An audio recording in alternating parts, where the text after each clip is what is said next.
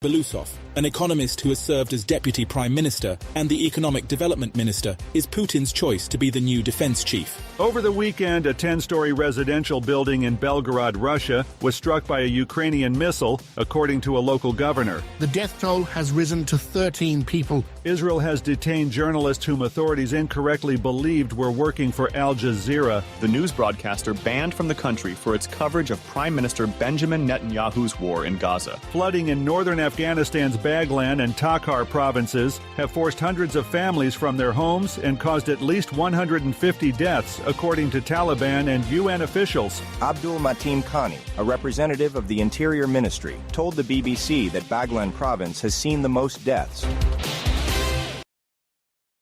The opinions expressed on this program are those of the host or guest and should not be interpreted as statement of fact. Independent fact-checking and corrections are encouraged. Can we get a cup of coffee in here, please?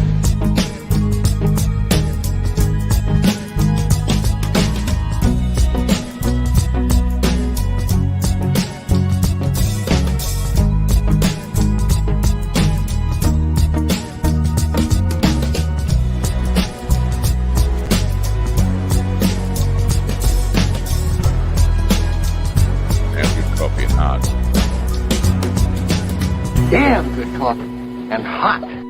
That's what I said.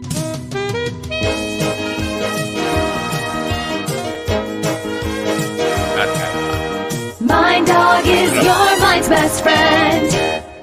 Oh. Wake up, America. You've got a dog that needs walking. That's right, sunshine. Just put on a big pot of strong coffee and get ready to type your little hate mail with your opinions about kumbaya and flat earth insanity. Stand-up comedy? You want stand-up comedy? Well, we've got sit-down comedy. No, we don't. It's time for Coffee with the Dog. You make me laugh. We have not stand-up or sit-down, nor sit, nor snore, or nor snore. Down comedy. We have rental comedy, not rectal comedy. It's the whole. Oh, he's on a roll. Rolly hole. Oh, we will get there. And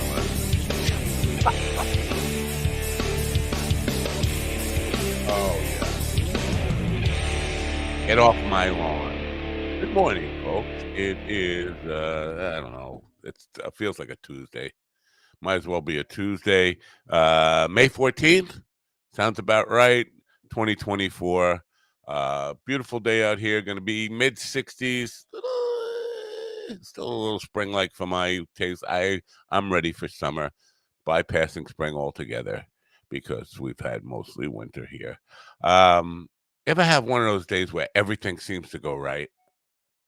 I haven't. So I'm thinking, because I've had a lot of days where everything seems to go wrong, like too many of those. So either somewhere in the universe or on this planet, somebody is having great, absolutely everything goes right days consistently to balance out for my everything goes wrong days consistently. Or I'm due. I'm due for a day when everything goes right. Yesterday was not a good day for me. A lot of work, a lot of crazy, unexpected things. Let me explain. Nobody likes an ultimatum. Do you like an ultimatum? I don't like an ultimatum. When I started Mind Dog TV, we need a website. Nobody really needs a website anymore. You actually do, though, for this, just so people can fill out a form to say they want to be on a day when we're not on or whatever. So I had a website. I went with Ionos, 1-in-1 Ionos, because they were cheap. When they started out, they were $99 or 99 cents a month for your first year, and then it went up to $9.99 a month after your first year. Oh, you can't beat that deal. And they were good. Somewhere along the line, even before the first year was up, I started getting invoices just haphazard invoices for $10, $15, $7. Like anytime this guy needed a couple of bucks to go get milk or something, he was using me as his personal ATM. And it went on for years. And the amount started going a little higher, and the prices started going up more and more and more.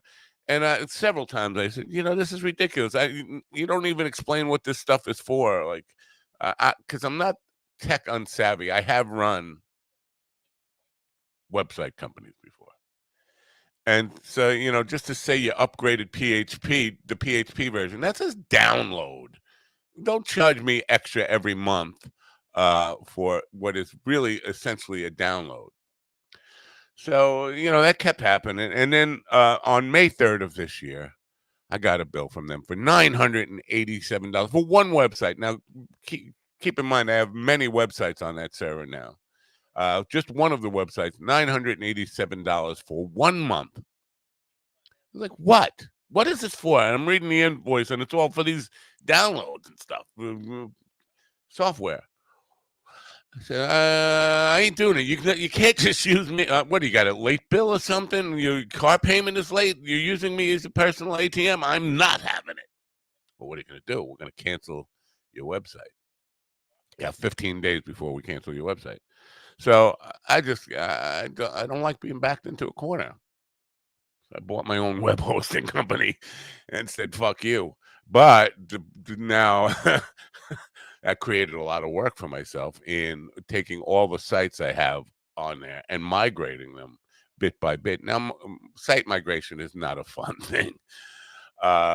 And actually completing Minddog TV right now, a site migration on that. Hopefully it's up. I can't check on it right now because I'm doing this. But the point is, I will bite off my head to spite my ass or something like that. I mean, this is way more costly than just to pay that one bill to keep it up. But you know what? This guy was going to keep using me and abusing me like some bitch whore.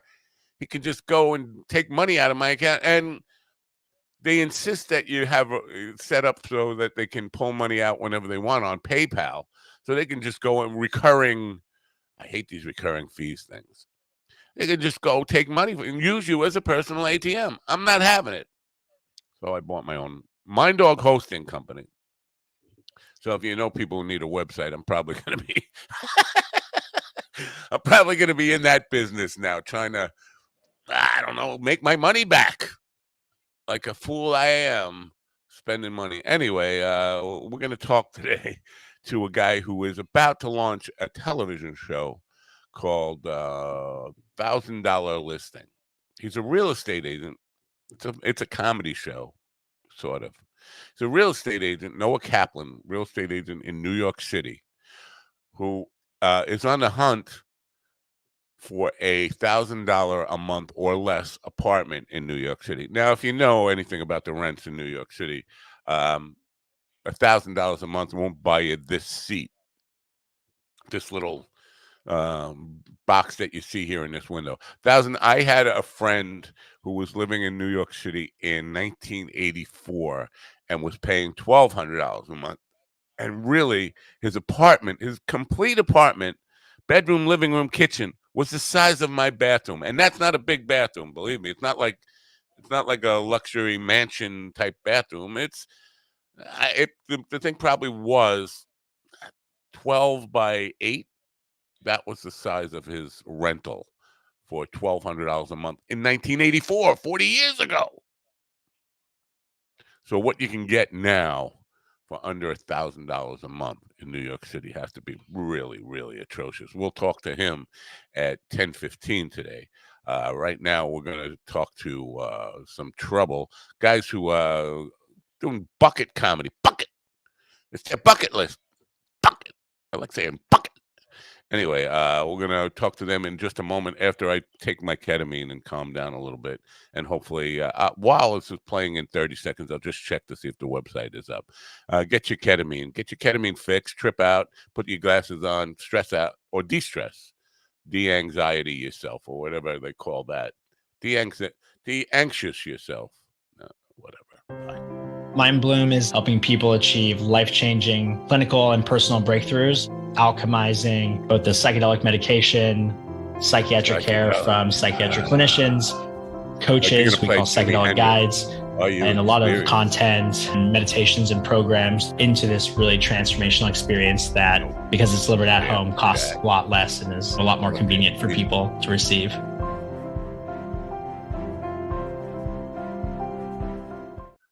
Oh, yeah. Good morning. And Stephen is the bad one. Good morning, fellas. Stephen, I think you're muted. Good morning. Yes, he is. He is muted. And good morning, America. MindDogTV.com, the only place to get the stuff that you can only get here. And make your Memorial Day memorable with Mind Dog TV cookout accessories. Everything from aprons to the brand new Mr. Tongue Tongs. Perfect for any meat. MindDogTV.com. Enjoy the suffering. And Mr. Tongue is wearing pants today. I just want to let the press know that this is an unusual thing. So it went. Your bucket list thing went well last night. Nobody sucked. Yeah. Well, I got it written in. Yeah. I gotta say my arms are tired from all the home runs that we hit last night. But, whoa! All the home runs. You're a slugger.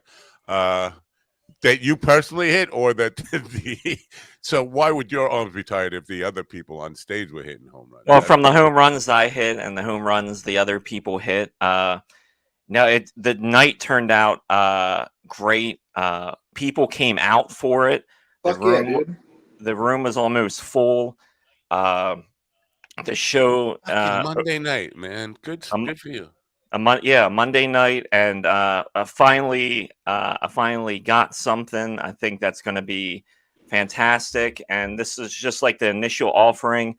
So I got to make some more tweaks to the show and things like that. But yeah, it was a great time. It was a great fucking time. Here's what we should do. I might be driving out there. Let's go. Yeah. Well, now that you got some movie studio behind you, something financing you, you could be able to take your private jet out to Harrisburg for Monday night. Here's what we should do: we should videotape this once. Do like a pilot episode of this, so to kind of pitch it around as an idea for a streaming type of show.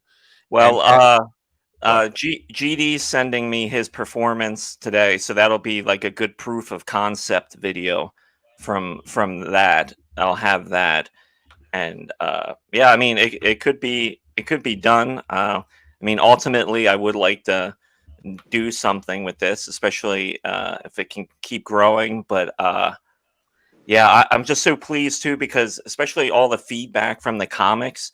I actually never seen comics quite so happy to be a part of something, so that kind of blew my mind. That's awesome, Ron. Could it be that awesome. They kind of watched the show and got a hold of some Mind Bloom, and that's why they're happy? Maybe. Yeah, I was like, hey, go to Mind Bloom, you sons of bitches. Yeah. But everyone did great. I think one of the best sets last night was the Jelly Roll had a great set. He got to explain, because I had some video from one of his services, so that went over very well. Oh, you're talking Reverend Jelly Roll. I thought maybe the fat guy. I know. I was about to say, hold the fuck up for a second. You're telling me that you had the Jelly Roll out there on 9. Well, it's not over till the fat guy sings. Yeah. Well, that would have been the fat guy to sing. That's for sure. Yeah. First of all, what makes you think that the Dr. Reverend Jelly Roll isn't in every right as big as the other Jelly Roll? Because he's physically not. Physically, no. Yeah, have you seen Jelly Roll? He looks like I saw a picture of his head. I saw a picture of his head testifying at Congress, I think. Yeah, he looks like a South Park character. His head is like a little tiny little pea on the size of like the Goodyear blimp, like, and then there's just like sneakers at the bottom, and that's it's like pretty accurate. It's pretty weird. Hey, I just know he has a lot of tats on his face. Hey, he's an inspiration to all of us big guys, though, man. Because have you seen his wife? What are we looking at here? 5-3. That's yesterday. Why are we Yeah. promoting yesterday's show? Now this is just some pictures from last night. Wait, you have a toilet bowl on the stage? Oh no, that was from the video. Where's this at? Harrisburg, Pennsylvania? Yeah, Harrisburg, Pennsylvania, at a place called HMAC. I'm trying to see how long the drive would be. Just look for the nuclear towers that are all melted down, and you're close by. You're close enough. Wow, I'm excited. You know, the room looks really good. I like that. Oh room. man, 7.5 hours. Oh, I have to say, some of those tables look like school desks. Like, oh yeah, the chairs are all metal. I don't like that. They gotta change that a little bit. But the stage area, it looks like a pro room, man. I like it. Yeah, there's 2 screens in the room. Like over here, this is where the other screen is, and there's a huge screen behind us on stage. So Nice. yeah. That looks great, Ron. I'm happy for you, man. That looks awesome. I'm gonna have to plan a weekend one time to come out and stay for the weekend and stay so for we're a few days. Yeah. Okay, awesome. Yeah, we're this is going to be a monthly show. The next one I'm going to do is June 24th, and hopefully we'll have even more people come out for it, and it'll be more crazy nonsense. But I'm awesome, very happy with it. I got to make some tweaks on the production end, but other than that, like the show was like 95% complete last night. Hell yeah. I'm just checking Mind Dog TV. It is down. I got to fix that. Awesome. So I had something that happened over the weekend. Maybe I can get your guys' input as if you've had this happen before. So I over the last few weeks I've been in touch with there's a comedy club in town that's kind of out of the way a little bit. No one really talks about it, but they get a lot of big names that come through there. It's Fort Wayne Comedy Club. And I talked to the owner, and he was like, hey, come by if you get a chance, right? Whenever we're open, just swing by. I showed up on Saturday on a whim to talk to the guy and say hi. And it wasn't a chit-chat or an interview. It was, hey, you're going to do a guest spot. Can you do 10 minutes? Wow, nice. And I was like, yeah, I can do 10 to 15. Sure. He goes, cool, 10 to 15. And it was supposed to be a talk. It ended up he was making me try out for opening for his shows for in the future. But have you ever had like a pop quiz like performance happen where everyone else knew but you? Wow. I guess you can say that. I there was this is a little bit ago. I was asked to put together a weekly comedy thing for not weekly, a monthly comedy show for this venue in Essex, Maryland. And the venue, the night that they wanted me to do it, they wanted to replace their karaoke night because karaoke was like dying, and they wanted to put something else in that spot. Yeah. So I wanted to check out the venue to make sure it was something that I could work with, or see what kind of setup they had, and if not, what I needed to make it work. And so I told them I was coming, and they said, "Yeah, great." So I was there. My wife and I went there to basically to talk, check the place out, and have dinner. So we go there, we ordered food, and the guy gets up and he says, "Do you want to tell them what's coming?" And I'm like, "What do you mean, what's coming?" And he goes, "Can you do like maybe an hour? Holy shit. No, this is in the middle of karaoke. I mean, they actually started karaoke. So they wanted me to like interrupt karaoke and do some comedy for them on the fly. And it's wild, man. And so my wife looked at me, she goes, "Don't do it. Don't do it. These people are singing. They're doing karaoke. They're not here for comedy." And as soon as my wife says, "Don't do it," I went, "I got to do it." Yeah, 100%. Yeah, dude. That's crazy. The thing is, the guy invited me to come have a chit chat, right? I was gonna wear sweatpants and some Crocs and just a t-shirt and go hang out for a minute, thinking that he already had a show scheduled and planned, which he did. And then I get there, and then everybody but me is like, "Oh yeah, you're opening." Fucking what? Just, I mean, I will say though, it's a very good feeling to reach that threshold when somebody out of the blue says, can you do 10, 15, 20 minutes, and you can just do it. Yeah. It's a good feeling for sure. Especially on the weekend. I could, that kind of stuff generally will happen on a weeknight. That's right. Yeah, that's why I was completely blindsided. But I will say, not only did I kill it, but I was guaranteed another guest spot in the future. So, and start working with them more and more. So I'm happy with it. Now, that happened with me with Ron Gass. Ron Gass? Not Ron. You're Ron. Craig Gass. The guy that did the voice for an American Dad. The impressionist, that comedian. Oh, the black guy? Well, you can say he's black, but he's not. No, I'm trying to figure out which impressionist guy, because I know the black guy that does like all the that's been on TV a bunch lately. Jay Farrell. That's it, Jay Farrell. That's him. No, this is Craig Gass. He's the dude that does the Howard Stern. Yeah, right. He was on Howard Stern. He used to do the Gene Simmons voices on Howard Stern. Pissed off Gene Simmons, I think. And he's also friends with Dave Attell. Gotcha. Yeah. Oh. Do you know if the owner of the Fort Wayne Comedy Club answers his emails? I don't. You'd probably be better off on his Facebook. Okay. Really? Facebook? I get. Dude, listen. The most, don't bother us answers on Facebook. Like, call us or write to us or come to the club. That kind of stuff. That's what I get. It's super hit or miss. I know the guy's having some health problems right now, which is why I reached out to see if I could just help with his business side of things. And that's when he invited me to do comedy instead. But, yeah, Michael C. Moses is his name on Facebook. Okay. Yep. Yeah. SEA or SEE? It is. Hold on. It is Michael C. as in the letter C, and then the last name Moses. Every dickhead comic who listens to the show is going to be trying to get in touch with him today. Now, that would be every comic because they're all dickheads. I mean, his Facebook isn't. It's not private by any means. He does everything through his Facebook, kind of like you do, Matt. So I mean, he'll be okay. Yeah, and like some of these indie comedy clubs are like that, where you just have to.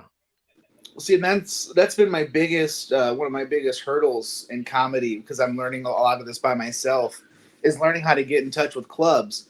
And the problem is, it's a 50-50 shot if it's email, Facebook. It's not even 50-50. If you're getting 50-50, you're great. It's like a 33% chance of like email, Facebook, or some random person who works at the club who checks their messages. It's horrible. They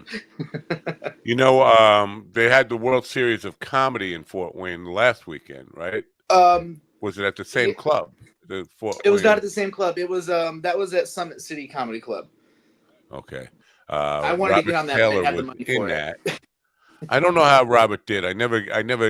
He doesn't keep touch anymore. I think you guys scared him away too. You guys scared a lot. No, I think he's big timing you. I think now that he's all chummy with Barry Katz, that he doesn't even have time for you anymore. I know he's in the Barry Katz thing. I saw. How many people in that Barry Katz room? It's like 800. Yeah, but all of them have been on this program at one point or another, and I don't know. But yeah, you think he's doing Robert's like too big for us now? Is that? I think so, because Robert, he knows Robert by name, and when Robert's in the room, he wants to talk to Robert and see how he's doing. In fact, Willie had reached that status where if Willie was in the room, he would reach out to Willie. Wow. Yeah. I don't know. I'm paying customer. That's true. Now I haven't been in the room for a while, but that's because I've been busy. So on my Monday nights. No wonder he doesn't like you. He doesn't like me for other reasons. That's not just it. He should like me for that. I mean, because look, I paid for a year and I haven't even used it more than 4 times. Well, so he should love you. No, Yeah. I think he's not like a gym membership. He's not like one of those people who want you to just sign up, give the money, and not get the most out of it. You know what? We can criticize Barry, whatever. Oh, I'm not criticizing him. I know, but we can. I'm just saying. Well, you could say Oh, we anything can. about him. Oh, damn it. Let's do it. Let's do it. Yeah, well, wait till I finish saying what I'm going to say, and then you can call him an asshole if you want. But okay. I think he genuinely wants everybody to get the most out of this thing and advance their careers out of it. I think his heart's in the right place with all of it. That's awesome. Yeah. So, but now if you want, I've been busy. So if he's happy for me that I'm busy, doing stuff, then he should be happy. Yeah. Well, he's not calling in and checking in on you. GD, how you doing, baby? You want to? No, he doesn't. He doesn't. The last email I got from him saying he wanted me to win. Get a bagel. You want to get a bagel? No, because I'm not in LA. The LA people, he sits and has chats with and coffee and stuff like that and breakfast. Want to drop some Mind Bloom together? Yeah. So the last email I got from him hot tub. He wanted me to win, and wanted me to sign up for some more classes, personal thing. So. Oh, you want to come to my room, my casting couch room. That's what I am a teacher, and I find you attractive. Yeah, but he wants me to pay though, as opposed to come to my room and I'll pay you. It's like you come to my sessions and you can pay me. That's just backwards. That just sounds like a Chris Hansen trap if I've ever heard one. Yeah. Now have we crossed the line? I don't think so. No. Have we snorted a line? Today or ever? Ever. I'm your teacher. A few times. And I find you attractive. Thank you. It's probably because of the bulge in my pants. My wife, thinks that I have a protruding bulge, and I'm like, nobody's looking at me. I thought the mustache hid that. Yeah. Does Reverend Jelly Roll have a casting couch for altar boys like most priests? He's not a priest. He's what is he? He's a minister. Certified forensic humorist. Yeah. No, that's GD. Oh, sorry, Jelly Roll. The Reverend Jelly Roll. And where is Adam from? We know he's on YouTube. That's all we know. He looks like a Reds fan. He looks like he's from Cincinnati. Cincinnati guy. Good morning. Yeah, and it's spelled Jelly Roll are 2 words. It's Jelly is his first name and Roll is his last name. ROLLE. Oh, not that he's picky now about this kind of stuff. I said not that he's picky. No, it's just that if somebody went to Google Reverend Jelly Roll, I don't even know what they wind up with. Yeah. Oh yeah. So yeah. Apparently, my website company is already breaking my own website on me, and I gotta figure out how to fix it. I'm not gonna do that right now, but it's gonna impact. I'm sure I'm gonna get a lot of fucking. I can't book a day. I can't book. Hey, I'm working on it. You know what? I'm not going to be held hostage.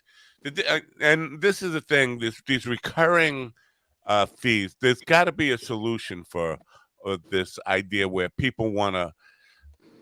It's kind of like a gym. A lot of these fucking software companies and hosting companies and whatever there are in internet-based shit, they want you to sign up for recurring billing, thinking you'll just forget about it. And then all of a sudden there's money flowing out of your account. And you have no idea if you don't keep good track of it. It's a pain in the ass. There's got to be a solution there. Mm-hmm. There's got to be something, because some of these sites are wild. Like the site that hosts my website, I paid $24 for my domain name for 2 years, which wasn't a bad deal or whatever. Or it was $16, sorry. But then they wanted me to be able, just for people to be able to contact me or reserve spots or tickets, to pay $42 a month for hosting. Wow. And that's without a domain name too. That's just to be able to put the site together and use it. This is very weird. Yeah, I cut that off quick. I got the domain, built my site. It works. We're good. Well, you should have waited, because now I could have given it to you for free as part of the perks of being part of the Mind. Well, if we can migrate it, I will. Universe. Don't talk about migrations, man. Migrations. This is what broke my site. I was migrating MindDog TV. All the other sites went smoothly. MindDogTV.com broke the server down, and I got to figure out. Listen, that's part of it. I'm going to have to hire a tech team now. I'm a mogul. How did I get to be a mogul? The other part of this thing, because this occurred to me this morning, is there are just too many things that want a chunk of your change now. Like little bits, like everything. More and more websites are behind paywalls now. Especially. Oh, wait a minute. Is this okay? I thought this was the conversation we were going to have with GD. Never mind. Go on. Oh, what? Oh, yeah. A whole other thing. Behind paywalls, so, and like. There are so many outlets for content right now. Like I was on National Geographic. If you want to continue reading this article, you got to pay $3.99 a month forever. I just want this one article. There's got to be a solution out there that somebody could come up with. An entrepreneur who is forward thinking that you can pay into this whole thing and like a repository of, let's say, $99 a year. And if you're on for that article, they can whatever resource can charge you for that one article out of that whole thing, because there's just too many fucking websites that want $1 and $3 a piece. If you were on all of them, you'd end up paying like thousands and thousands of dollars for them. So for what? To read 1 or 2 articles a year? Should be able to kind of do it by like per article stuff. That's all. I agree. Yeah, BBC does that. Comic Book News does that. There's a whole bunch that do that, man. It's rough. Everybody's doing it now, and you know what? I understand they lost their their hardcover subscriptions. All these magazines, nobody's buying TV Guide. I mean, it makes sense, but man, the way they take it out on us is like they could charge $3 and be okay, but it's like, no, $9.99, please. Yeah, ridiculous. They did the research and they know what people will pay. Yeah, what got me to National Geographic was they have a teaser in Apple News thing about schizophrenia in women not being understood and misdiagnosed. And I was like, yeah, I think it's called being bitch. We all just call it being bitchy or being moody or. Oh, I thought that was menses. Well, we could say it's that time of the month. But really, you're dealing with a psychotic schizoid. Crazy person. It's true, man. My wife jumped on her menstrual cycle and ran me over last week. It's horrible. I didn't pay, so I don't know what it really says. I'm just guessing. Well, every woman I've ever known could have probably been called. The thing I'm tired of, I mean, yeah, you mentioned just the thing with news and paying a monthly subscription, but everything now you're like subscribed to death from news. Right. To entertainment. It's just everything. It's video like games. It's like what Matt asked Dwoskin yesterday. You know, what's your streaming bill like? Because once you get enough of these, you're paying as much, if not more, than cable. Fucking way more. Way more. Right. And and video games is the same thing. Like video games now, like on Xbox, you can sign up for a service where you get access to like 110 games or whatever for free at any point. It's cool, but here's the thing though: if you lose that service or you stop paying for a month, you have zero access to any games to play. So you don't even get to own the games anymore. So it's wild. Yeah, and the thing I really don't like is these things that you sign up for a free trial for 7 days. You have 7 days to cancel it. But really, and this is my thing, is they never even give you the full 7 days. Like 5.5 days, 6 days into it, you're getting a bill. Like, wait a minute. And you didn't give me any reminder that I could opt out of this. Now you just billed me for a year on this stuff. I tried it for a week. I just really wanted to see what it was like. I'm not going to, I wouldn't be buying it for a year. Now all of a sudden I got a bill for $99 for a year. It's like, wait a minute. It's useless to me. You just robbed me of $99. What are you, my wife, Matt? Because my wife has a bad habit of like, oh, I'm going to subscribe to this, for like the free week, and she never turns off the subscription. Then I get this email. It's like, you've been charged, like $35 for blah blah blah this subscription. Like, what the hell? Well, I'm sorry to break it to you, Ron, but yes, I am your wife. Laura, hi. I didn't recognize you. You're usually wearing your Ninja Turtle hat. Yeah, and you normally don't have a mustache. Electrolysis, bitch. If you miss a day. I think that's the first or second time normally has ever been used in conjunction with me in ever. Yesterday, GD mentioned about televisions above water being how you going to fix that? And I brought up the thing at Mandalay Bay where they have it actually over the beach where there's a concert thing and there are people below it. If that thing ever falls, God forbid, people would die. Let me guess, it fell? As we were saying that, in Mumbai, a digital billboard that was hanging over, it killed 14 people, another 70 injured, fell and crushed a bunch of people. So you think maybe we started that? I think it's your fault. This is what I was getting. Oh shit! It's a damn shame, Michael. I could use Michael Cohen right now. It's a damn shame he's been disbarred. Where's my Mike Cohen? Yeah, the Cohen stuff. It's Seth Averson. He basically he's. I'm going to give you a play-by-play from the courtroom with Michael Cohen.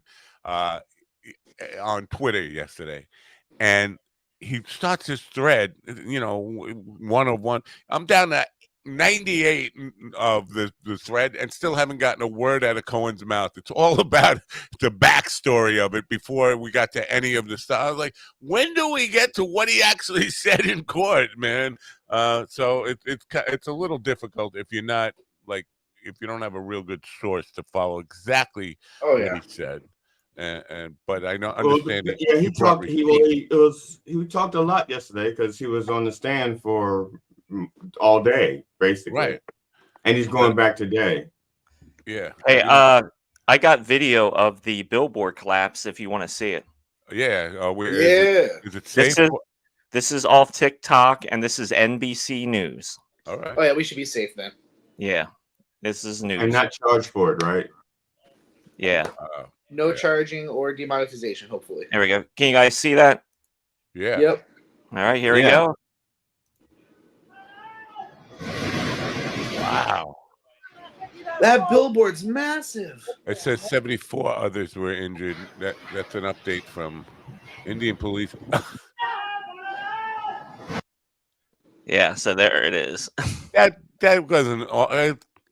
It looks like a piece of paper. I thought it was a digital billboard and that just looks like when I see those things coming in, it looks like there's a guy with two sticks going to pick it up. Like, hey, this is like this is like let me get that.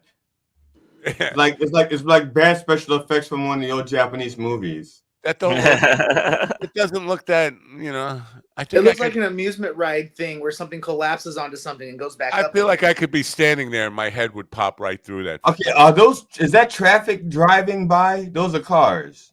Yeah, I believe. Yeah, those are cars it landed on. Which is how okay, so now we get a scale as to how big that sucker is. Yeah, that's why that's you want to be on the video side of it. So you're on the radio side right now. You're listening in your cars. You're like, what are you guys talking about? Yeah, that's right. We forgot to do the colored commentary.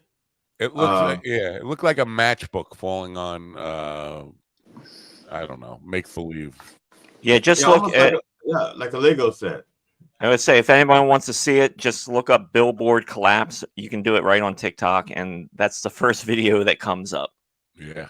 Billboard we are morbidly curious as a people, as a nation, as a society. We just morbidly curious. Hey, I got to see. I got to see the carnage. It's what kept me on Rotten Tomatoes and Reddit my whole teenage life, watching people get their heads blown off and blown up. And if that would have happened in this country, it would have been a personal injury lawyer billboard falling over like that. I have a structured settlement and I need cash now. Yeah. Watch my billboard; it'll fall on you. Down. Now, before Stephen was born, and probably when Ron was a little baby, there was that guy, I forget what he wasn't a mayor. He was in San Francisco. He was caught like with his hand in a cookie jar or something, and he was on live TV giving a press conference and pulled the gun out of the envelope. Oh, I've seen that. Blew his brains out. Yep. Right on live TV, and then everybody got it was on VHS, and people were passing around the VHS. And I had a guy living in an apartment up above me in my house, and he would play that fucking thing over and over for hours and hours, and laugh at it like just in sheer joy of watching a guy blow his brains out. It's one thing to watch it; it's another thing to just fucking obsess over it. Hey guys, let's put on some EDM, and I'm gonna put on this Bud Dwyer video. Now, Matt, do you remember the series, the Faces of Death series that came out back on VHS? I remember that. Oh, you remember? Oh, damn, Ron is older than I thought. Wow. I collect a lot of useless knowledge, and I've seen a lot of things I probably shouldn't have seen as a kid. Faces of Death was basically, I don't know how many eventually they did, because they eventually just started reaching. I'm not even sure all the people were dying after a while, or they weren't just killing people to record it. But the first volume was like pretty awesome stuff, so to speak. Awesome or awful? It was actual deaths caught on video. Right. And that was the whole thing. Yeah. Faces of Death. And it was just the way people unintentional died. snuff films is what they should have called it. And the controversial scene in the first one, which is some people say that it's fake, is when they do the monkey brains and they bring they bring in this monkey and they put it in the middle of the table and everyone kills it by like slamming its head with hammers. Right. Then they open it up and eat the brains. Oh my God. What is wrong with people? And this now the one that I thought was, at least the one that was most impactful to me, was there was an acrobat who was doing a stunt outside of a skyscraper, and it was a Japanese guy, and he was like wearing like one of those blue man suits, only it was all white, and he was doing his routine, and the cable broke, and he's falling to the ground, and he's still doing his routine as he's falling. It's like, I know I'm going to die, but I'm not going to break character. Wow, that's dedication. Yeah, too bad he's not around for Monday night. It's like his final show. So it was. That's the one that always got. That's the one that always got to me, because that was a true professional. Because I think I would have like gone like. Graceful.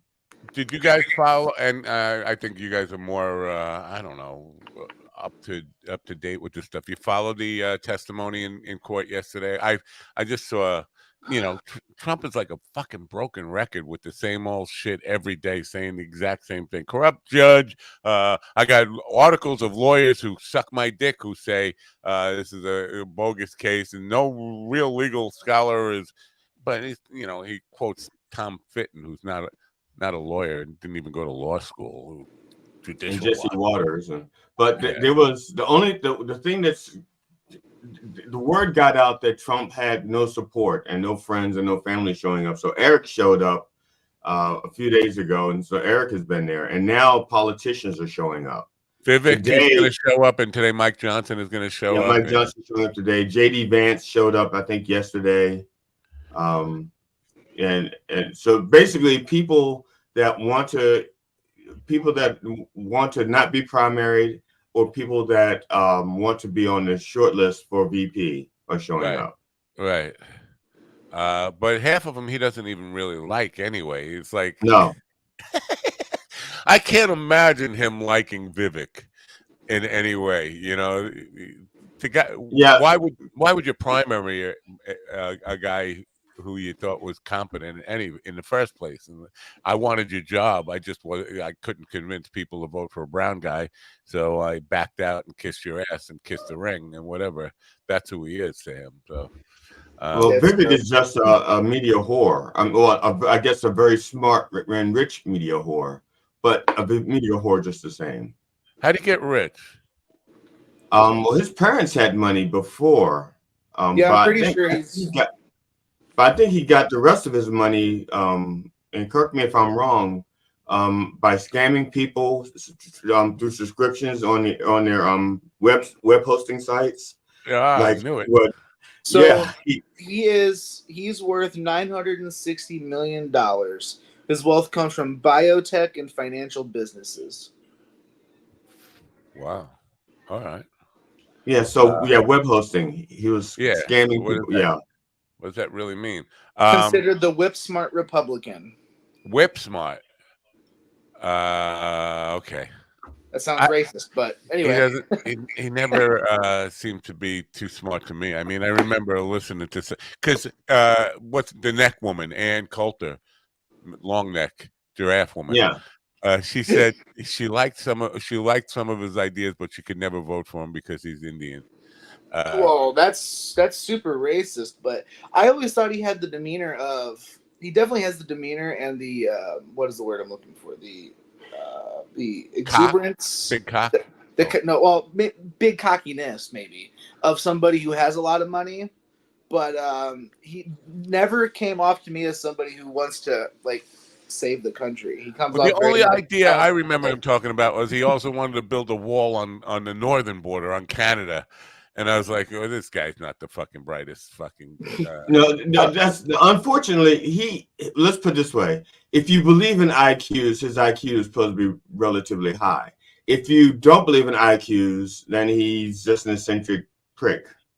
Yeah, I have a high IQ that doesn't translate to genius. Fuck that guy. I don't believe in IQ or intelligence being able to be measured by a number based on. I don't buy it either. Written tests. When I was in school, because I was in a wheelchair, they had to make sure I wasn't retarded as well as crippled, right? So they had me do equivalency exams. They had me do an IQ test, blah, blah, blah, blah, blah, just to figure out if I was or wasn't. And I'm honest, none of that shit translates to real life. No, when they find out you're on that show, they're going to be sure you're retarded. Right. Yeah. I took that blah blah blah test, and it confirmed that I was black. I did. I took that blah blah blah test. Mine came back as, oh, you're like a low level genius. I was like, I still don't know math, and they're like, oh well, we'll pass you anyway. And I'm like, how does that work? How does that work at all? I can't do anything outside of basic addition. You know what the best tell if you're retarded or not is? If you like rocks? No, it's if you have hair on your knuckles. Oh, I have a hairless knuckles. The second sign is check-in. Aww. Yeah, I'm retarded.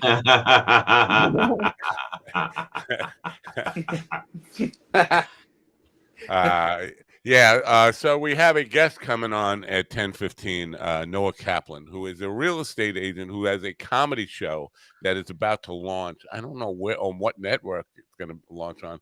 It's called the $1,000 Listing Show. And he goes around. Now, my question is this like a Bigfoot thing? Because if he's looking for a place that lists for $1,000 in New York, that's kind of like Bigfoot. You know, you're probably gonna have a lot of people out there looking and not having any video of any actual listings, I guess. Well, yeah, we'll save that for him because we'll find out about it when he gets here. But it's interesting to me that there are already reviews, like people who are talking about it, but it hasn't come out yet. It's like maybe he had a proof of life video. He had to actually have like an advanced screening for some people to leave reviews, obviously. But I'm just wondering how that works and how you actually get people. Hey, I got this crazy new show about me trying to find an apartment in New York City for under $1,000, and you want to sit there and watch it and then write me a review? What does that pay? I don't know. It's just a funny thing how you would get. I can't get people to kind of even invest in Mind Bloom. How are you getting? How are you getting people to actually sit down and put in the energy to watch something they're not familiar with, and then leave a review?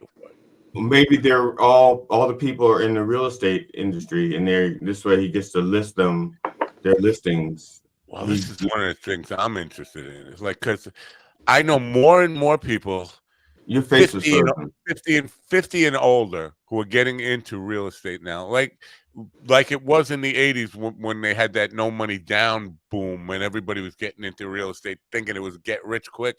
But we also have two things going on at once. We have banks buying up private real estate so that they can rent them, like private homes and stuff, like going wazoo, investing money in houses.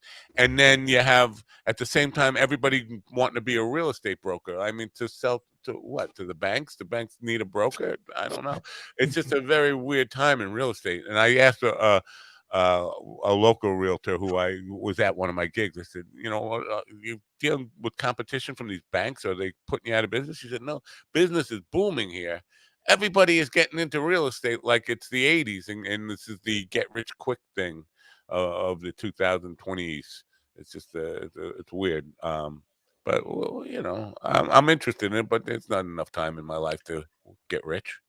Yeah, or you can just start an OnlyFans. Yeah, or you could buy a web hosting company. Yeah, and don't do it. I'm just telling you, don't do it. I'm gonna tell you, Matt. I'm just doing comedy. Look, That's it. I have issues just having my own website and not even having to deal with the actual web hosting. I have like something else that hosts it, but every year they change something, and I have to like go jump through hoops so I can gain access. Not like for not paying, because I'm actually paid up a few years in advance.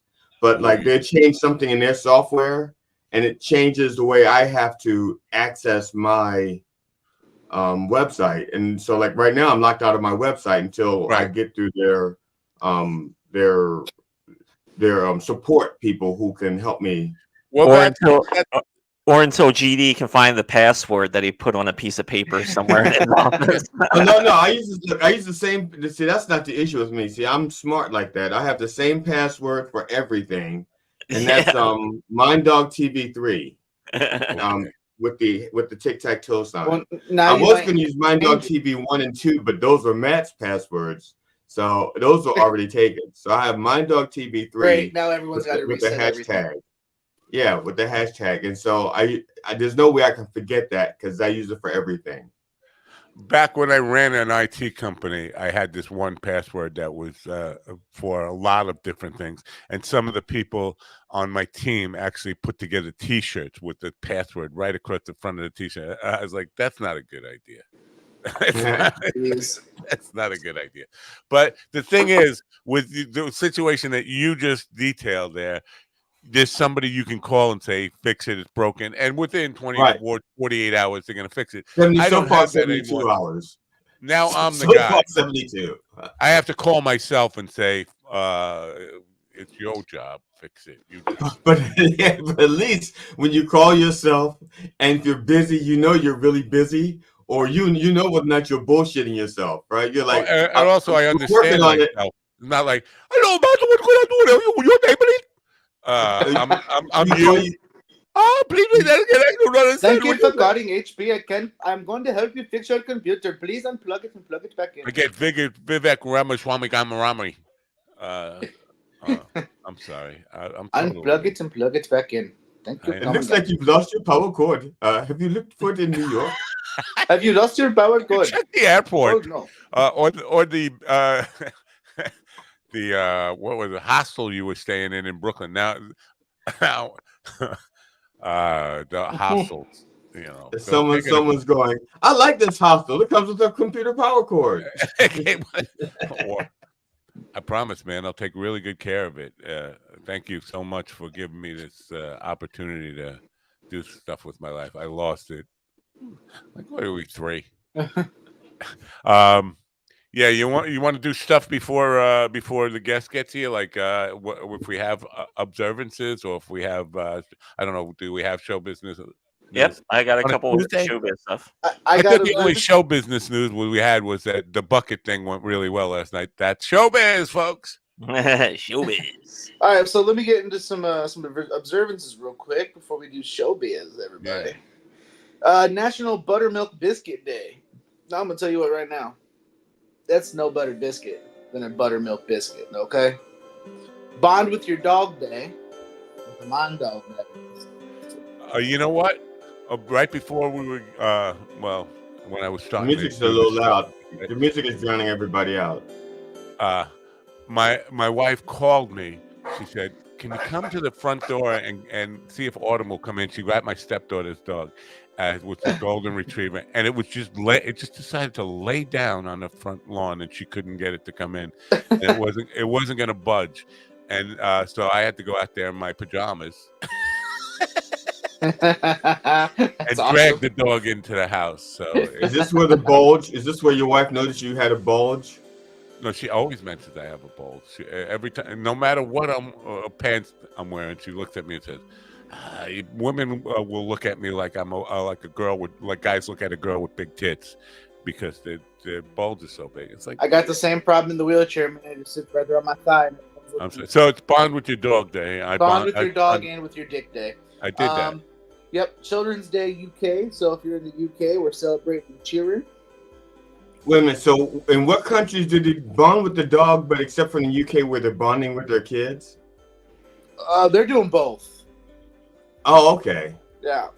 Because I know some couples have dogs to practice for kids, and I was just wondering how this all tied in. Well, tomorrow is Put Down Your Dog and Kid Day, but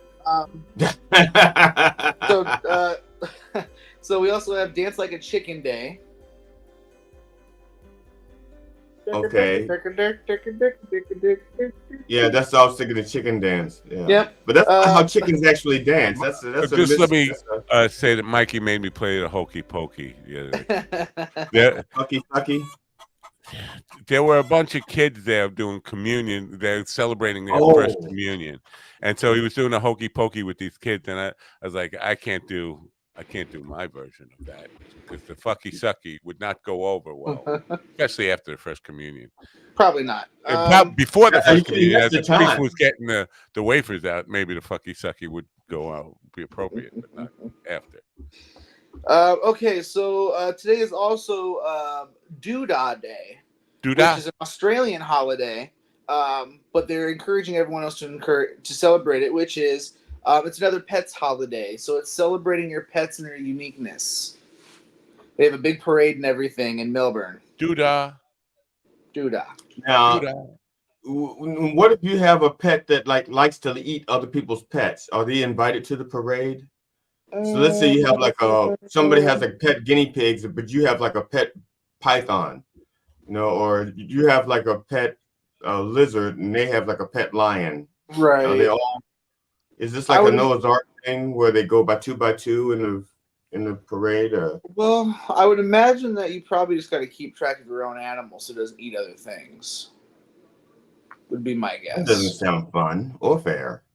Oh no! I mean, if I had a tiger, I'd just let it go in a park. Today is also International Chihuahua Appreciation Day.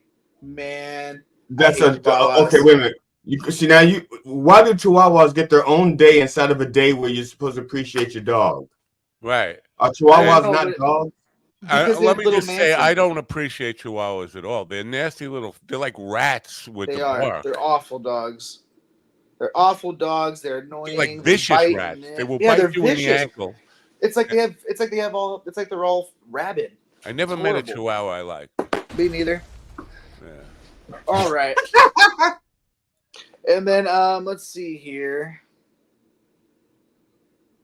Yeah. National Decency Day. No, I'm not down with that. No. And the last one is National Underground America Day. Underground what? National Underground America Day. Okay, now what does that mean? There's a place in Atlanta called the Underground, which is like a shopping mall underground. Yeah. Then there's the Underground Railroad. And then there's the Underground Railroad, which doesn't have a day that I know of, so that's not today. And then there's the I thought that's what February was. No, that's February is for them to come. That's after the tunnel, after the railroad has been built. Oh, my bad. That makes sense. We don't even talk about the railroad in February. Oh, okay. And then the last one that I'm gonna for today. We did the last one. You're right. There was one more. Online Romance Day. All right. Hey, there's nothing cooler than being able to go on your phone, order a date, a pizza, and weed. All right. Okay. It's the future. Let's get this news out of the way before we do showbiz. Oh, yeah. Yep.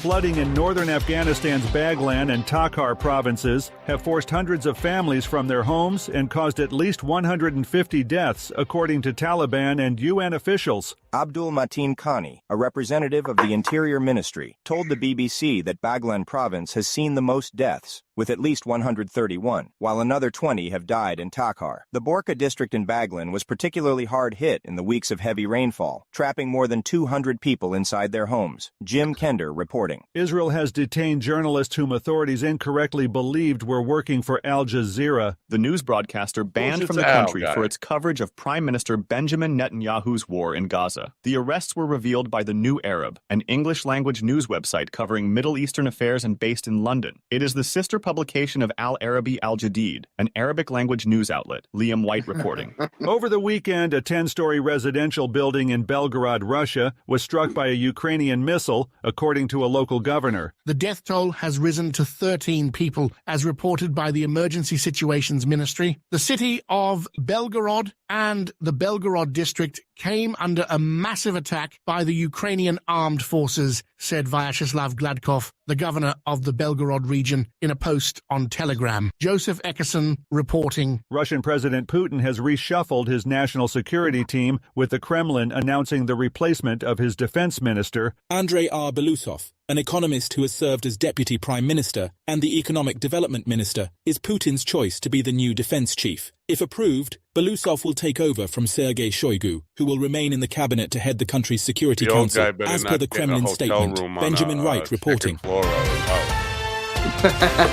This is the latest news headlines.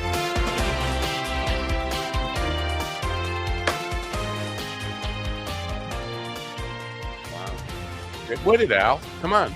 Workers at the first Apple store to unionize have now also authorized a first strike against the tech giant's retail operations. Apple store workers in Towson, Maryland, voted late Saturday to authorize a strike, according to a statement from the International Association of Machinists and Aerospace Workers Coalition of Organized Retail Employees, which represents the workers. No date was set for the strike. Shit. Jessica Oakley reporting. 3 Atlanta police officers were shot while responding to a call Saturday evening, officials said. The unidentified officers were called to DeSoto Avenue shortly after 5 p.m. about a call of a man with a gun. Atlanta PD Chief Darren Shearbaum told reporters the officers encountered the suspect, who was allegedly armed with a handgun and knife. When shots rang out, Shearbaum said. Lawrence Keller reporting. The family of a black man who was killed after he was hit by an unmarked police car in Michigan spoke out after body camera footage of the incident was released by investigators. Michigan State Police said it handed over its investigative report and all evidence to the State Attorney General's office concerning the April 17th death of Samuel Sterling, who was being pursued by officers in Kentwood for outstanding warrants. Kevin Sanders reporting. A strong earthquake shook the border of Mexico and Guatemala early Sunday, driving frightened residents into the streets. The temblor struck just before 6 a.m. near the Mexican border town of Suchiate, where a river by the same name divides the two countries.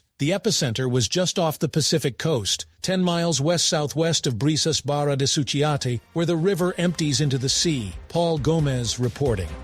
And that's the latest news headlines with Alan Edwards. You guys ever hear the deer tape? The what? The deer tape. It was. This is how long ago it was circulated on cassette. It was. It started out with, "I need a man with a gun up here." It was a 911 call. The guy he claimed he was just driving down the road and hit a deer, and it was going to take the deer to the vet or something because the deer was hurt. So he put the deer in the back seat of his car, which is a fishy story in itself. But then the deer woke up and started kicking the shit out of his car, Cadillac, ripping the hood off, kicking the back window out, and he's like, the thing is like going crazy now. He's out of his car and he's looking for a cop to come up and shoot the deer in his car. But it's like a 20-minute tape that people were passing around. It was pretty fucking hysterical back in the day. Which is every time I hear a man with a gun, it's like one of those trigger things. I need a man with a gun up here. You do? I do. Yes, but you know what? That news, very uninspiring news there. Very uninspiring news. We need more salacious shit. We need more news. Like, who cares about Afghanistan and the Taliban getting flooded? Fuck them. Fuck fuck those guys. Yeah. Anyway, just looking at and I'm wondering if any of this is going to be in show business news. John Mulaney posting footage of everybody's in LA. Brooke Linder shot footage that they showed during every episode and during Beck's performance. I don't know. It seems to be like a trending thing right now. It looks pretty cool, but I could have shot the same stuff with a fucking iPhone, to be honest with you. Anyway, it's time now for what is the time now for again? Showbiz. Oh yeah, you forgot to say everybody. And now, bringing you the latest in entertainment news from Hollywood, New York, and East Bumfuck, Montana. Here's our chief entertainment correspondent, Ron King. Ladies and gentlemen, it's Showbiz. Showbiz. I like that tower. Good morning, everybody. Showbiz. We couldn't hear over entertainment. Entertainment. It's entertainment.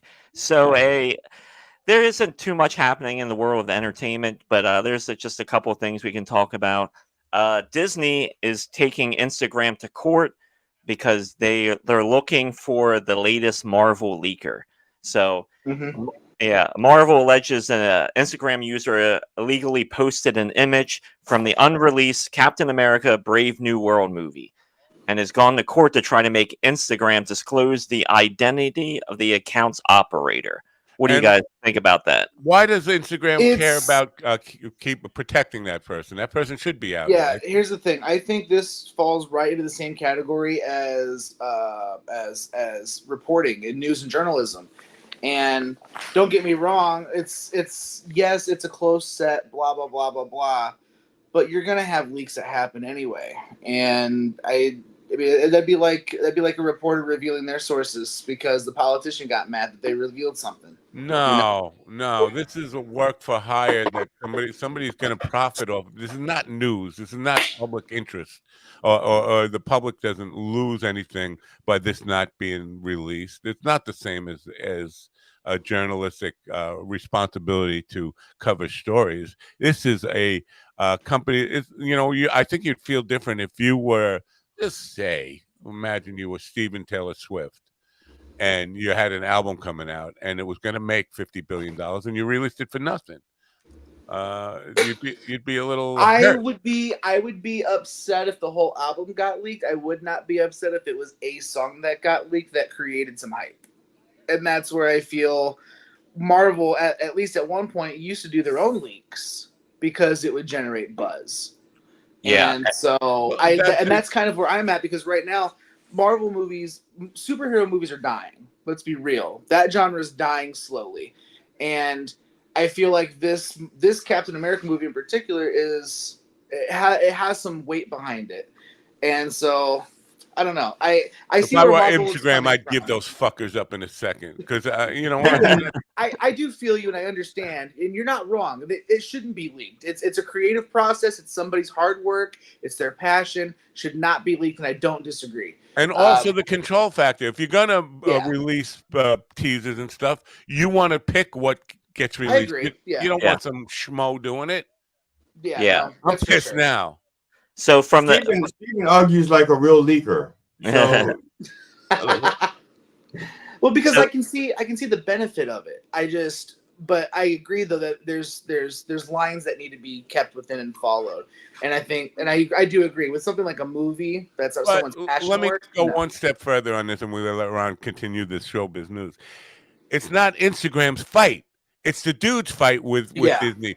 Give the dude up. Let him make that fight. If he had the balls to go steal the stuff and release it, that I agree. That let him fucking lawyer up and pay for his own lawyers. What the fuck is Instagram putting themselves in the middle of this shit for? Well, it's not. I'm not the leaker, because if I had leaked it and put it on Instagram, only 6 people would have seen it, and we wouldn't even be talking about it. Scott would have fucking reported it, and it would have got taken down. Scott doesn't even know you, by the way. GD would have been suing them for not bringing them out of the light. Yeah. That's right. Scott Curtis, who's been on this show a bunch of times, and he's good friends with Jeff Dwoskin, who was on the show yesterday, all posted last night on Twitter. I'm going to report every GD post I see. I was like, what? Is that because you saw GD this morning? Because that was the first. Jeff was the first person I ever heard address GD as GD, like actually say that. Like generally, they just, if they say anything, they don't mention the names or anything like that, or initials or any of that stuff. So I thought, you know what? Maybe Scott was listening this morning. He's really pissed at GD. Let's move on with showbiz. Yes. So if anyone's interested, please catch Matt's new show premiering this Thursday, where he just talks about copyright law in a set of Speedos. So check it out. I'm pissed.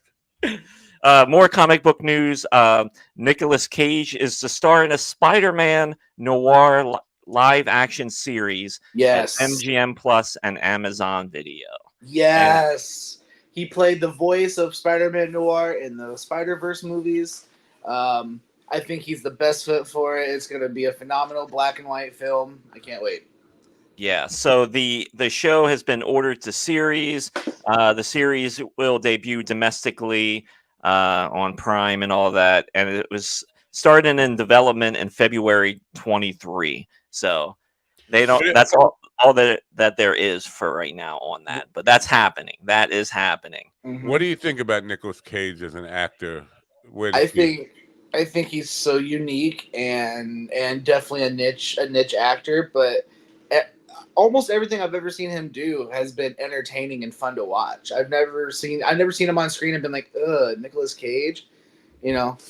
No, I would agree with that. Ever since he had those tax issues back in the day.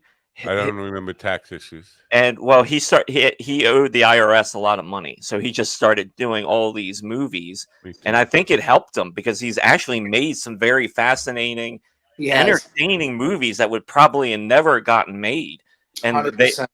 they're wacky, but they're very good, some of them. So, well, if anybody wants to make movies with me in it to help me out with my little IRS thing, I'm definitely open to. I'm just raising money for a van, so if anyone wants to help with that, we'll do that too. We'll make a movie. There we go. I just want to succeed. I just want to make it. Someone describe me. What do you want to make?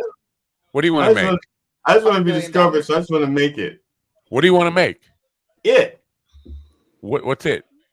Yeah, I want to make it. I want to be able to pay my bills. And one of the most annoying things when I was a very young man is people would refer to pissing or shitting as "Did you make?" Did you make? Like, what the fuck does that mean? It's in The Godfather. When Michael goes in to take a piss and get a gun out of the men's room, the Turk asks him, "You make?" Like, what the fuck kind of question is that? Like, no, I went in there to pee and nothing came out. So that when you say I want to make it, what do you want to make? Just remember, everybody, Matt's new show debuts Thursday. Copyright and Speedos with his first guest, G.D. Fenderson. He's gonna make it. Another bit of comic book news: Marvel reveals 2 more X-Men series. Plus, an X-Men joins the Avengers. So right now, they're having some success with X-Men 97 on Disney Plus. So after the reveal that I guess they're going to make a separate series with Phoenix, and I guess they're going to do another one or they're going to do a show with Dazzler and Storm.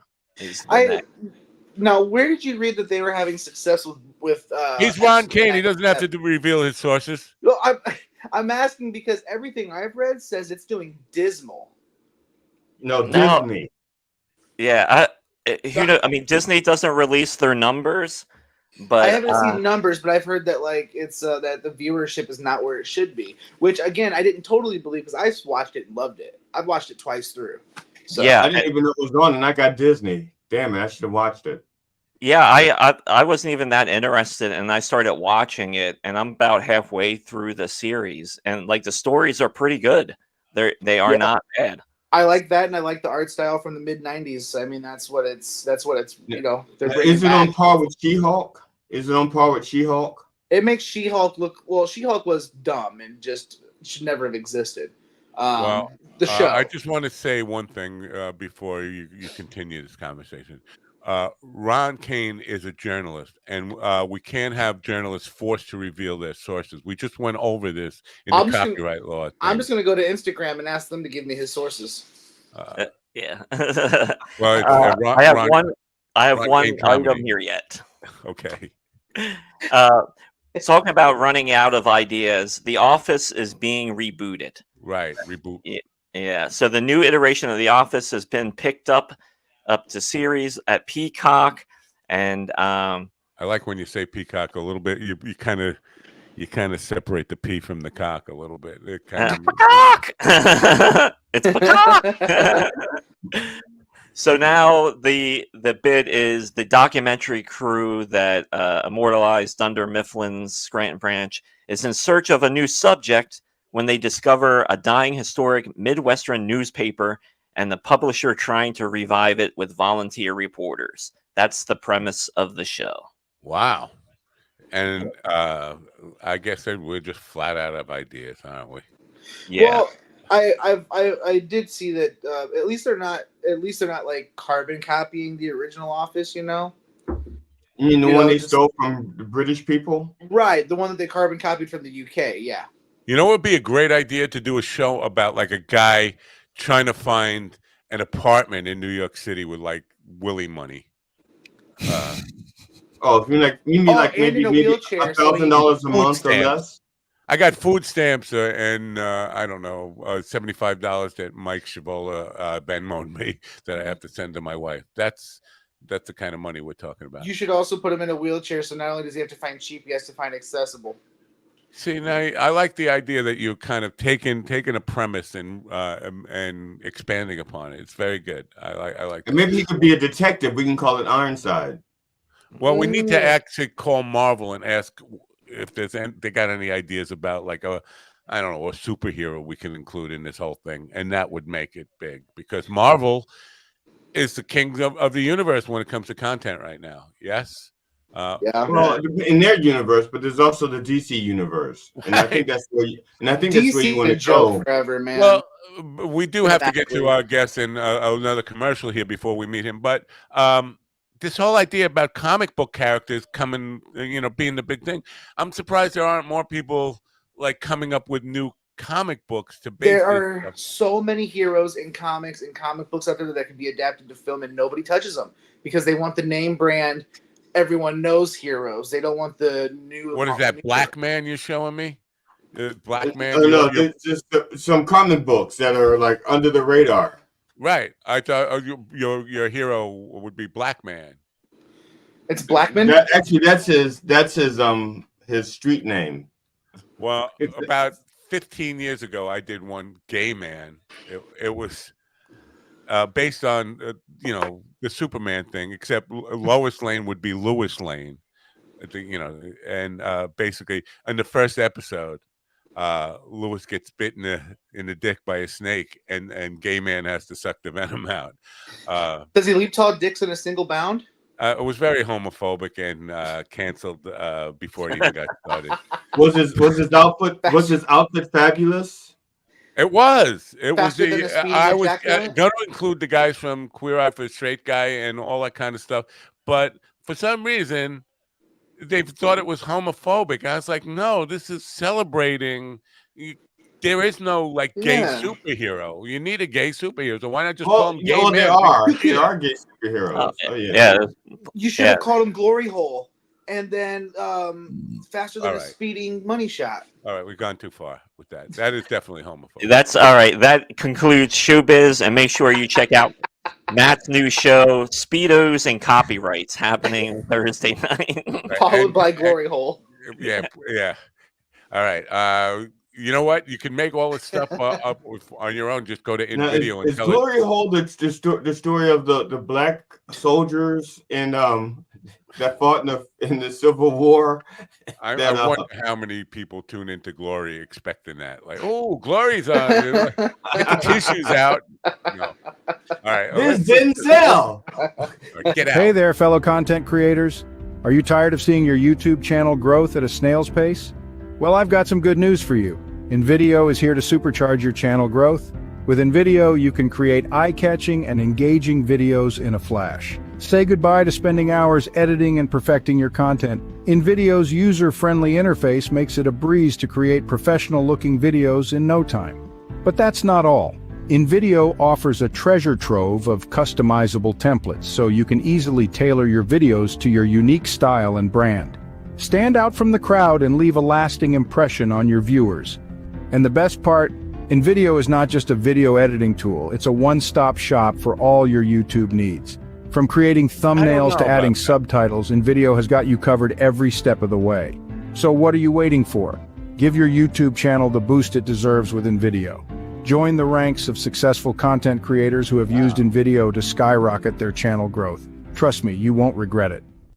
Well, I'll trust you, but I'm still going to have to figure out how to do all that myself. Now, we did just get a whole bunch of new subscribers, so, using that stuff works, but I haven't seen all those extra features in it, but check them out anyway. InVideo, links are in the description. Time now to meet our first guest. We're actually late for meeting our guest. Noah Kaplan is a real estate agent in New York City, known for his appearances on $1 Million Listing, and he has a show coming out on June 20th, Thursday, June 20th, called $1,000 Listing, where he looks for an apartment in New York City for under $1,000. Here we go. Yeah. Good morning, Nathan. Good morning. Good morning. How's it going, guys? Sorry. All right. Is that your $1,000 apartment you're sitting in right now? No. This is yes. You got to be. That's not New York City, dude. That looks very nice for $1,000. Is it nice? Yeah, I know. It is quite nice. This is a queen size bed. I'm moving on up in the world. Well, I wouldn't think you could get a phone booth in New York City for $1,000. Well, that's actually a really good point. I have a few roommates. I've got 4 roommates down the hall, 1 bathroom. So, okay. Yeah. So they all in that one queen size bed. Yeah, exactly. That's how. All works. Right, we have our premise. Yes. So now, when you say New York City, you're not in Manhattan, right? You're not. No, I'm in Brooklyn. I'm in Brooklyn, New York. I'm in Park Slope. I've lived here in this building actually for 9 years. Oh, so, wow. Yeah, I really like where I live. I'm right on the park. I'm right on Prospect Park West. So now I'm confused here. The show is based upon you looking for that apartment, but you're in it for 9 years. What, you tape it 9 years ago? So here's the deal. So basically, I'm a real estate agent. I help people find apartments, helping people find rooms around $1,000 a month, give or take. And yeah, I mean, I have a lot of great clients. Some that have moved out of the city while I was working with them. So that, but yeah, essentially, it's I'm building my business, sort of from the ground up here. Now, the thing is, I have been on $1 Million Listing. I have worked with, I did work for 2 years on Ryan's team from $1 Million Listing New York. That's my claim to fame. He did actually find me from my show, $1,000 Listing, which you can find on YouTube. The pilot's on YouTube. And I also have a forthcoming series with 7 episodes that's coming out this fall. So we have the URL to your website, and it's in the scrolling across, and it's in the list. That's right. Yeah, thank you very much. I appreciate that. Yeah, I have a question. Because you said a few of your clients moved out of New York while you were helping them. Was that to get away from you, or was it? I mean, was there like a distance they had to be away from you, and that's why they had to leave New York? Is there a restraining order involved? I, to my knowledge, I've never had a client be like, "I hate you." That doesn't. I mean, normally they're happy with me. Well, after today. Well, yeah, but indifference is worse than hate, though. That's a good point. Indifference is different than yes. What I would say is no. These are people who I have worked with people, especially in my show. You can see a lot of in episodes. I've had a few people like one of my clients had to move to Philly because he couldn't make enough money eventually to stay here. Another client, this is like a common thing where, it's really hard to make it in New York. And even if you have a 9-to-5, you're making $35,000 a year or $40,000 a year. That is not enough to just pay for basic expenses. Right. So that happens a lot. Yeah, we had a guy come here from Grants, New Mexico. He was coming for a week and was at a hostel and was not prepared for the prices of just getting around in New York City. Absolutely. And ran out of money in like 2 days. Like, I can't believe how much ground transportation is in New York City. Absolutely. Yeah. No, it's I actually get by with a city bike. We have so I do that's a lot of what I do is I city bike everywhere, and I should be wearing a helmet. But I don't. But I should. Me too. It's okay, man. Okay, so if you're not wearing a helmet, how do you explain the haircut? Because I'd have sworn that was helmet hair. But go ahead. Yeah, I know. I just woke up. I thank you guys for having me on the show. This is definitely I woke up about 30 minutes ago. So thank you so much. Oh, nice. I worked out about 30 years ago. There you go. Now it says the show premieres June 20th, Thursday, June 20th, but it's already on YouTube. Yeah, okay. So, good question. So basically, there's a pilot on YouTube from like 8 years ago. We initially, so let me just quickly rehash the story, and then I'll get to this point that we're actually going to be launching in the fall, not on June 20th. In the last few days, that has turned into something that I realized we're going to do instead, probably in September. And part of it is because I want to get on these podcasts. This is the first podcast that I'm going to be getting on, and hopefully I'll be booking more. It's all uphill from here. Exactly. It's all uphill from here. So basically, we're starting a revolution. I'm going to hopefully be on several great podcasts, this one included, where, I'm going to start telling people that I'm putting out this show. So like 9 years ago, I put out a pilot. It's on YouTube. It's called $1,000 Listing Pilot with this great client, Isaiah. I was showing him apartments and ultimately failed.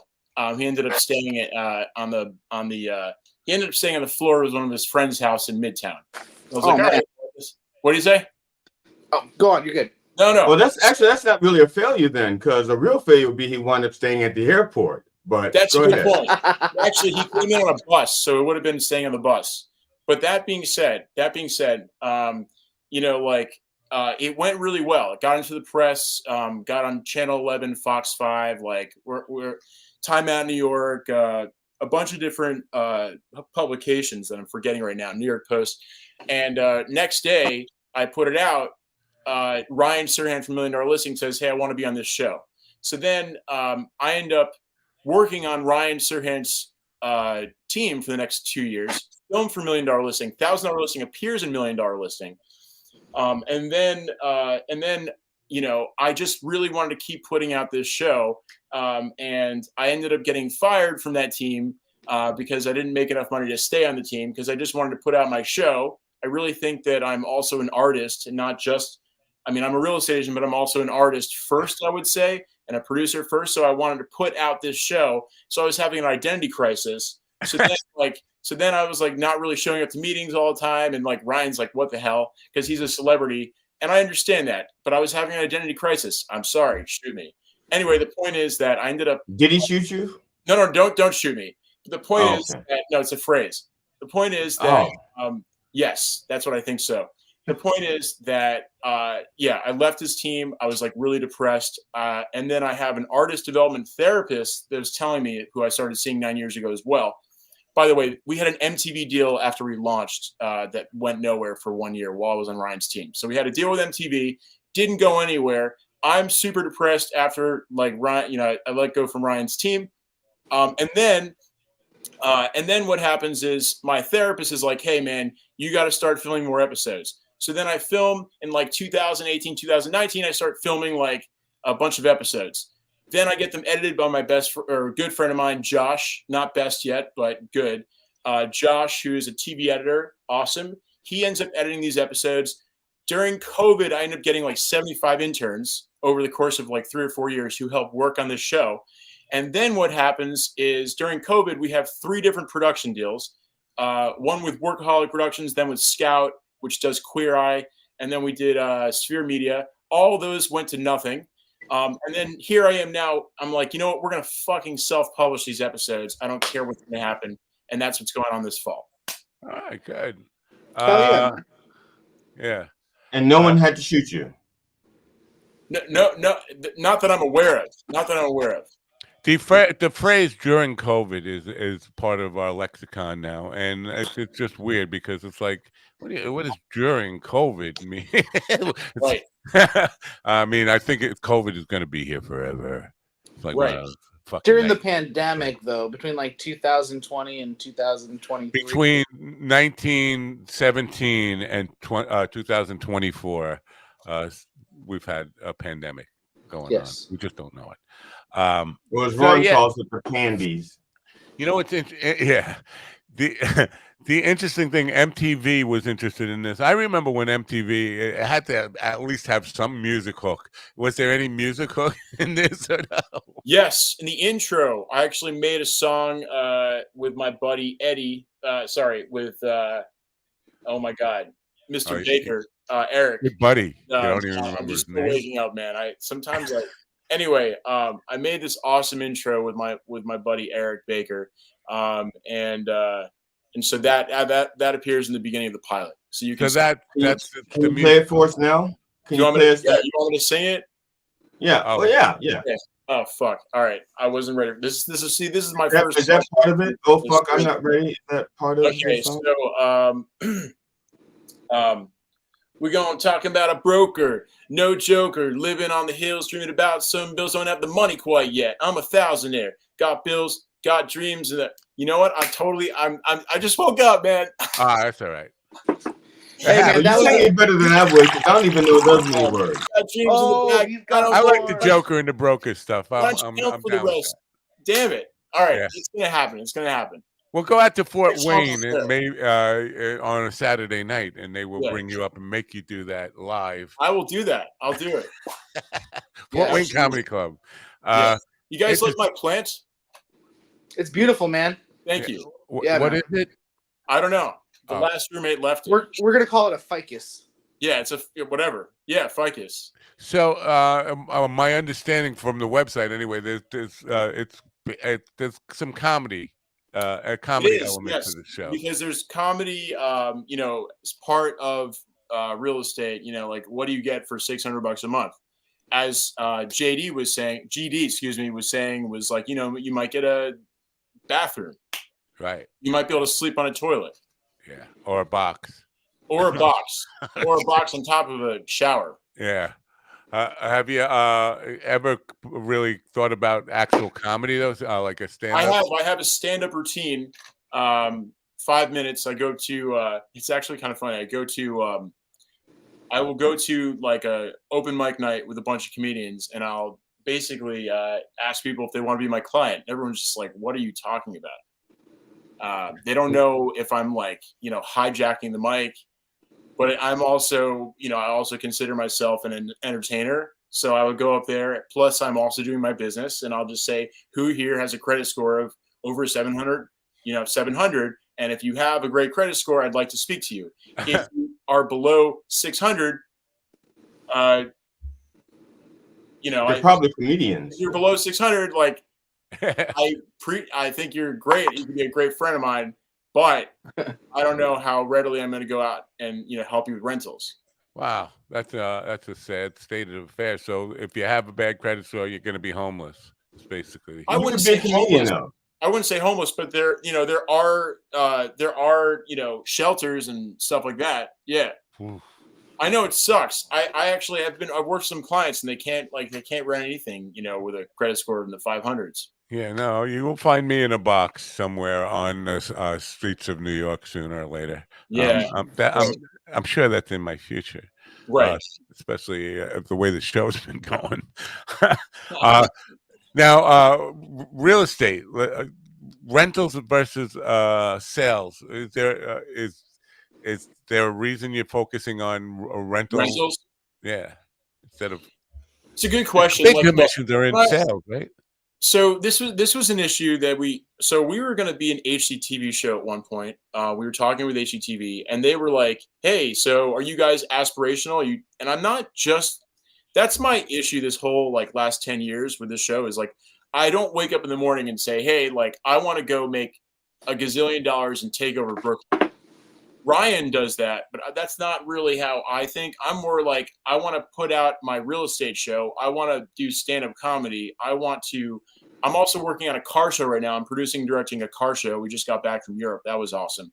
So I'm a guitarist. So I've always tried to connect all of my talents together. And I wake up in the morning and I think I'm an artist wanting to create stuff in the world, just like you guys. You guys are on this podcast, and all of you could decide, hey, tomorrow, hey, I want to go and make a ton of money. And you say, and you try to, go into whatever, finance or something, but that's not what calls you, correct?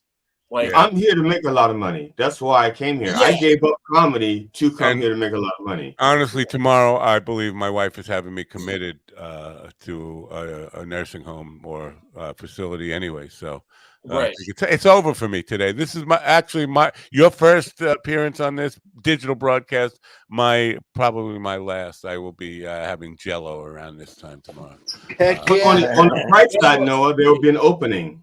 Jello or pudding. Opening. You can have this. You can have this corner spot right. Let's see how that. It's not space available. It's not Jello or pudding. It's not Jello or pudding. It's pre-chewed. Mind Dog TV. Coffee with the Dog with your host Noah Kaplan. Hey, Noah, tell us what's going on. You don't look like a dog. It's not. It's not pudding or Jello. It's pre-chewed steak. All right. Fine. Great. Yeah. Pre-chewed steak. Yeah. Yeah. So part of the issue for me with when I was young and pursuing trying to make a living while still supporting my art is that the energy that the making a living takes out of you leaves you with very little left energy at the end of the day to do the artistic things that you want. Did that have something to do with getting canned from Ryan, the $1 Million Listing? Absolutely. Yeah. Look, at the end of the day, I think every one of us, even on this podcast, we all have to decide how to choose how to use our time. So again, one of my teammates on Ryan's team would wake up and say, "Oh God, the first thing that goes through their head is I want to try to get that building down the street." For me, and I am competitive, but that is not the first thing that goes through my mind. What goes through my mind is I want to go and create something today. I want to go and do something entertaining today.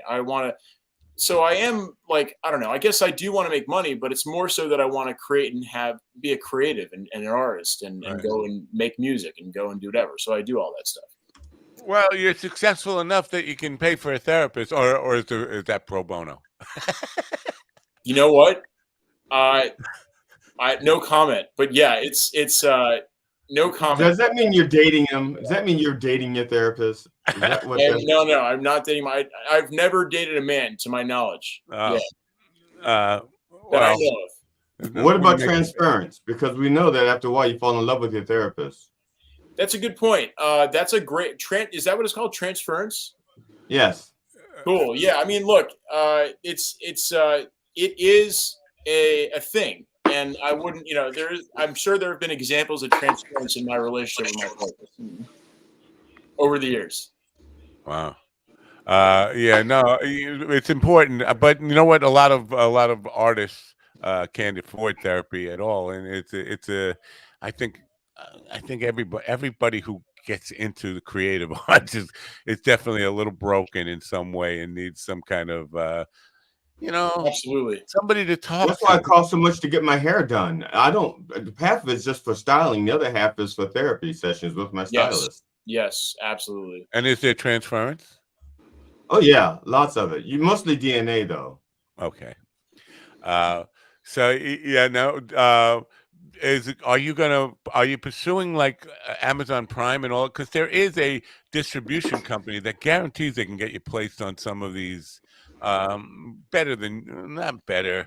more exposed, more places that people are more likely to go for television type entertainment than YouTube at night, like Amazon Prime, Hulu, or whatever. There are, I think it's film.com or whatever, the distribution guy. Have you pursued any of that, like getting it on those platforms? I am 100% open to, like, if you guys, I don't honestly, like, I've been through this rodeo, like, I don't know everything. And so, Matt, if you know that film.com is the right way to go, like, I'd love to speak to you afterwards and figure out what to do there. But, what we were thinking at some point was, like, we were trying to get on, like, a bunch of the streaming sites like Tubi and so forth.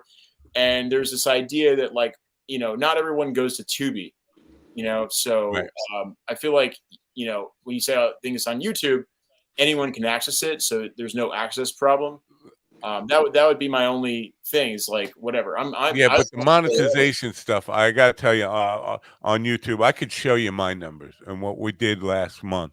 And the number of views per pennies you get, it's really difficult to make it, like, even pay for production stuff. I'm going to look right now, but I think in the last month we made, this show made $74 in a month. That's not just this show. This include all the content I put out, which is shorts and music videos and all that kind of stuff. You got $74 in your shorts? Yeah, that's better than like half the music industry right there. $74 a month. You're doing well. Yeah, it doesn't pay the bill. But so Roku, Amazon Fire, those actually have applications where you can get on those for free. And so, yeah, there's a lot of different avenues for this. Now, is it a half an hour, or is it, what is it? How long is it? So it's like either about 15-minute episodes, give or take. Oh, wow, that's kind of short, right? Or is it too short? Yeah, I mean, I don't know. Some of them, it's a good question. Like TV, obviously, you want 21 or 22 minutes. So we could have made them longer, but it's always been like, hey, I kind of want to have. I've always felt like 15 minutes or less was sort of the sweet spot for our. Now, could you repeat the theme song a few times to increase the length? Absolutely.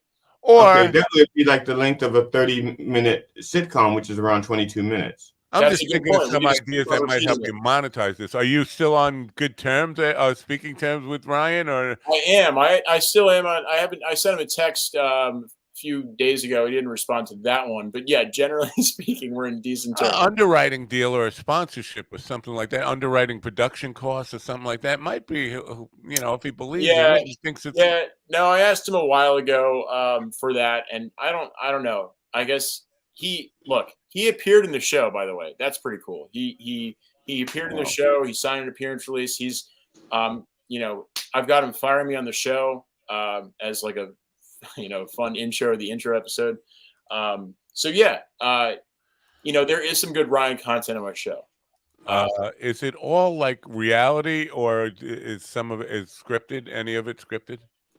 Not really. Most of it is reality. Like I would say, like sometimes we have someone in the room while I'm filming, and they're like, "Hey, say this, say that." But that would be, I guess, that's technically the equivalent of a story producer. But no, we're not scripted. We don't go in there and have a plan for what to say.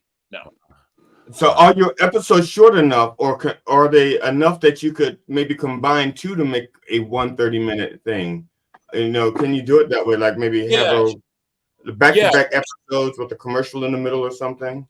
GD, that's a great point. Like we've actually thought about that before. Yes, potentially. I feel like one of the most important things is like the drop-off rate. Like with especially with young people these days, like if they don't. That's 8 seconds. But that's 8 seconds. That's like right in the middle of your theme song. They drop off. everyone is like starting to get everyone's like on TikTok and now Vine might be coming back. Like everyone's expecting like 60 seconds or less or 50. So I feel like 15 minutes or even less than 15 minutes, I'm much more comfortable with than making this long show.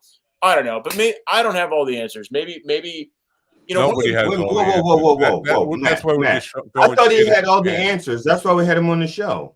Yeah, no, all I have is me, myself, and I'm just another human being just trying to get through life. Actually, we only have all the questions. Oh my God! I thought you had all the answers. Yeah, exactly. You're just another real estate agent trying to make a buck. Just trying to waste everyone's time. I'm so sorry, man. Maybe I should just go back to sleep and maybe my hair will get better. No, go back on the pillow. You seem like a young enough man, even though your hair is kind of grayish. It is. I have like sort of a George Clooney thing going on over here. Yeah. Except for the bank account, yeah. Except for the bank account. But if I get on the internet, then maybe my bank account, we're gonna go that way. Is the clock ticking for you? I mean, when I was in my youth, in my 20s, I had this idea that 30 was the deadline. Nobody ever makes it in music after 30. And then Christopher Cross made it at 31. Made it. I'm using that phrase. And some other guy just made it at 39. Yeah, and today in comedy, we're seeing people actually start careers in their 40s and 50s and beyond. So, do you feel like the clock is ticking for you in any way on any of this stuff? I mean, I guess not.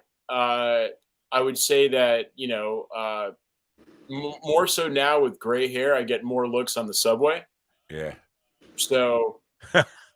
Yeah, guys, it's a good thing to be a guy. Our chief entertainment correspondent, Ron Kane, came up with a story yesterday about Steve Buscemi getting punched in the face on the street of New York.